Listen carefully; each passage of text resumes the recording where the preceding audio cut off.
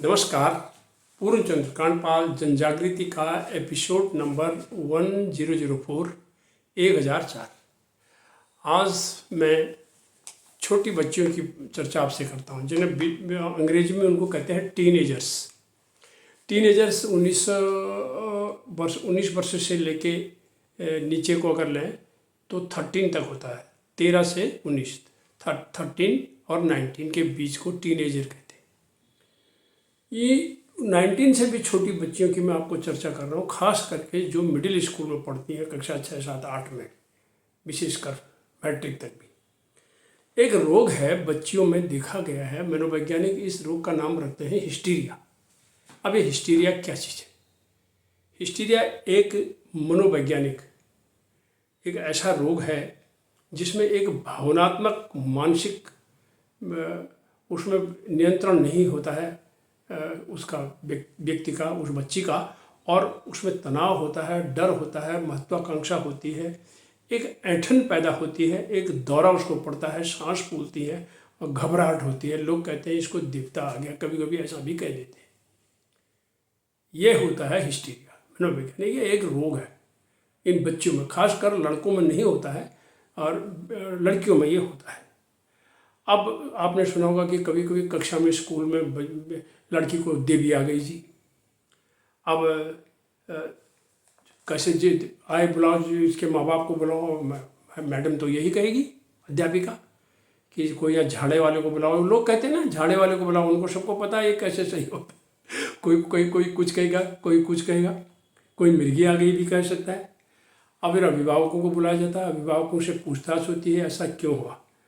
तो अब ऐसी लड़कियों का जब हम खोजबीन करते हैं, मैं कई अध्यापिकाओं से इस मुद्दे पर मिला हूँ, यहाँ पर नाम और स्कूल नहीं बताऊँगा। वो देखते हैं कि ऐसी लड़कियाँ पढ़ने में खास अच्छी नहीं होती, एवरेज भी नहीं होती, बिलो एवरेज होती। होमवर्क दिया, कोई काम दिया, वो भी नहीं हो कर पाती हैं। वो सांस्कृतिक कार्यक्रमों में भी हिस्सा कम ही लेती हैं। उनमें कोई सृजनात्मक हॉबी भी नहीं होती है, कुछ सृजन करें, और कोई खेल में भी वो रुचि नहीं दिखाती। इस तरह की, मतलब उनके पास समय इस तरह से पता नहीं वो कैसे करती है, और पढ़ाई में भी नहीं। तो अब चारों चीज़ें, न पढ़ाई में, न संस्कृति में, न सांस्कृतिक में, न सृजन में, न खेल में, तो ऐसी बच्चियों में ये बीमारी देखी गई है। अब मैं उदाहरण आपको देता हूँ। मान लिया गाँव में, ये वातावरण का भी फर्क पड़ता है। मान लिया गाँव में, हम गाँव में देखते हैं कि एक जगह पर रामलीला हो रही है या कुछ और उत्सव हो रहा है, कुछ खेल कूद हो रहा है, एक जगह जागर भी हो रही। तो बच्चे, ऐसी बच्चियाँ जो हैं वो जागर देखने जाएंगी, देखते कि वहाँ अमुक महिला कैसे नाच रही है, क्या कर रही है, कैसे मसान की बात हो रही है, कौन सी देवी की बात हो रही है। इस तरह से वो देख लेते हैं और सारी भाव भंगिमा को वो नोट कर लेती हैं, समझ लेती हैं। तो ये सब देखते हैं। उसी तरह से वो कीर्तनों में भी देखते हैं। कई बार देखा गया ना कि कीर्तन करते करते कुछ लोगों में भी कहते हैं अरे इसको देवी आ गई। अब उनको कीर्तन गाते गाते कौन सी तरंग आती है ये वही जाने, ऐसा हो गया है। तो फिर देखते हैं समाज में जिनको देवी आती है या जो नाचने वाली हो जाती है, तो उनका कुछ सम्मान भी होता है। अरे यार वो जागर में आई है, उसको तो देवी आने लग गई है, कल को डंगरिया भी बन सकती है। तो इस तरह से इन बच्चों की में जो एक धुन सवार होती है वो इस तरह से हो जाती है और वो ऐसा करने लग जाती है।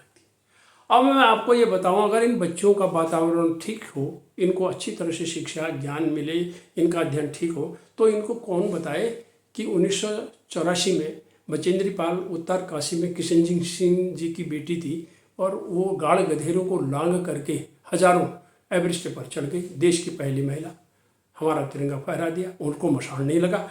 इसी तरह से आज नारी हर क्षेत्र में आगे है, सब जानते हैं। एनडीए में, आईएमए में, सेना में, अध्ययन में, अध्यापन में, चिकित्सा में, कहीं भी विज्ञान में।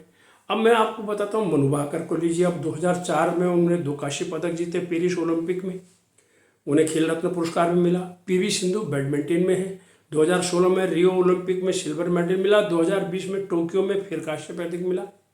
उसी पर से साक्षी मलिक है रेसलिंग कुश्ती में, और 2016 में रियो में ओलंपिक में कांस्य पदक जीता। तो अब मैं इतना ही कहना चाहता हूँ, इन बच्चियों को घरेलू वातावरण पर ध्यान देना पड़ेगा। 1, सकारात्मक सोच रखनी पड़ेगी। 2, यथार्थ से परिचय कराना पड़ेगा, ये कुछ नहीं है, इधर की तो बात छोड़ो, अपने पढ़ाई में ध्यान लगाओ। 3, लक्ष्य निर्धारण करें, मेरा एग्जाम आने वाले हैं, मैंने पढ़ाई करनी है, मैंने फर्स्ट आना है, सेकंड आना है, मैं अपने अच्छा कार्य करूँगी। और लक्ष्य निर्धारण के बाद उसका संगत, किन लड़कियों के साथ उसकी संगत हो रही है, किन महिलाओं के साथ उसकी संगत हो रही है, किसको वो दे रहे हैं, उस संगत को भी देखना पड़ेगा और उनको प्रेरक साहित्य और अध्ययन करना पड़ेगा, ताकि वो समझें कि बचेंद्री पाल कौन है, मनु भाकर कौन है और साक्षी मलिक कौन है। इन सब बारे में जब वो जानेगी तभी वो लक्ष्य करेगा, निर्धारित करेगी, सृजन पर जाएगी, सार्थकता पर जाएगी और फिर उसको हिस्टीरिया नहीं होगा। इन्हीं शब्दों के साथ अपनी बच्चियों का ध्यान रखिए। धन्यवाद, नमस्कार।